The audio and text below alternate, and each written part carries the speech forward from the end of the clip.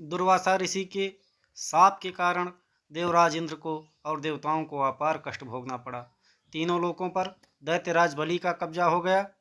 इस स्थिति से मुक्त पाने के लिए देवता और देवराज इंद्र भगवान ब्रह्मा के पास पहुँचे। ब्रह्मा जी ने कहा कि अब कोई आपकी मदद कर सकता है तो भगवान विष्णु हैं। ब्रह्मा के सलाह को मानकर भगवान विष्णु के पास पहुँचे। भगवान विष्णु ने कहा कि इस समय इंद्र आपकी स्थिति कमज़ोर है, आपको दैत्यों से संधि करनी चाहिए और इस संधि के पश्चात आप दोनों को समुद्र मंथन करना चाहिए। उससे जो अमृत निकलेगा उसी से आप अपनी पुनः शक्ति प्राप्त कर पाएंगे। भगवान विष्णु की बात मानकर इंद्र ने दैत्यराज बलि से संधि कर ली और समुद्र मंथन के लिए दोनों तैयार हो गए। समुद्र मंथन के लिए मदिराचल पर्वत को मथनी के रूप में प्रयोग में लाया गया। वासुकी नाग को रस्सी के रूप में प्रयोग में लाया गया और क्षीर सागर को मथा गया। मदिराचल पर्वत का आधार बने भगवान विष्णु, जिन्होंने कच्छप अवतार लिया। इस प्रकार देवताओं और राक्षसों ने मिलकर समुद्र का मंथन किया। देवताओं ने पूंछ की तरफ से और फण की तरफ से दैत्यों ने वासुकी नाग को पकड़ा। इस प्रकार समुद्र मंथन से 14 रत्न प्राप्त हुए। जो पहला रत्न प्राप्त हुआ वो था हलाहल यानी कालकूट विष। कालकूट जहर का प्रभाव इतना भयानक था कि जिससे देवता और दैत्य दोनों झुलसने लगे। इसके लिए दोनों ने मिलकर भगवान शंकर जी की आराधना की। शंकर जी ने हलाहल विष, कालकूट विष को अपने गले में धारण किया। इसके कारण उनका कंठ नीला पड़ गया और वो नीलकंठ कहलाए। दूसरे स्थान पर निकला उच्चैश्रवा घोड़ा। इस 7 मुख वाले घोड़े को दैत्यराज बलि ने ले लिया और देवासुर संग्राम के पास यह इंद्र के पास आ गया। ऐरावत हाथी निकला जो सफ़ेद हाथी था, इंद्र का वाहन बना। कौस्तुभ मणि, इसे भगवान विष्णु ने धारण किया।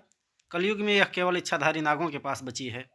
कामधेनु गाय निकली, यह ऋषियों को दे दी गई। पारिजात वृक्ष, यह मनोवांछित फल देने वाला वृक्ष समुद्र मंथन से प्राप्त हुआ। देवी लक्ष्मी, इन्होंने स्वयं भगवान विष्णु का वर्ण किया।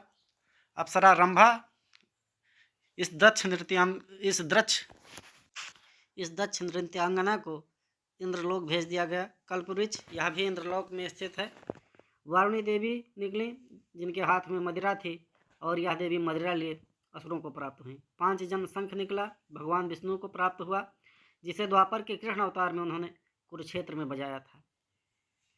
चंद्रमा, जल कारक इस ग्रह को भगवान शिव ने अपने माथे पर धारण किया। धनवंतरी देव आयुर्वेद के जनक माने जाते हैं और धनवंतरी देव के ही हाथ में था अमृत कलश, जिसके लिए समुद्र मंथन किया गया था। अमृत कलश को दैत्यों ने धनवंतरी देव से छीन लिया और आपस में ही लड़ने लगे।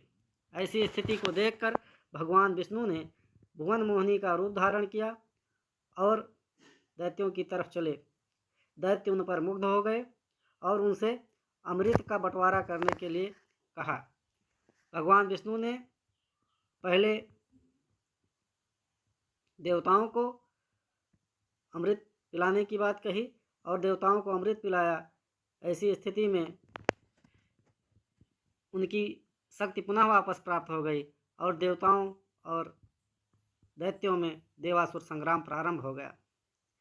इस युद्ध में इंद्र को जीत मिली, देवताओं को जीत मिली और पुनः इंद्र की प्रतिष्ठा में वृद्धि हुई और देवता इंद्रलोक प्राप्त करने में सफल हुए।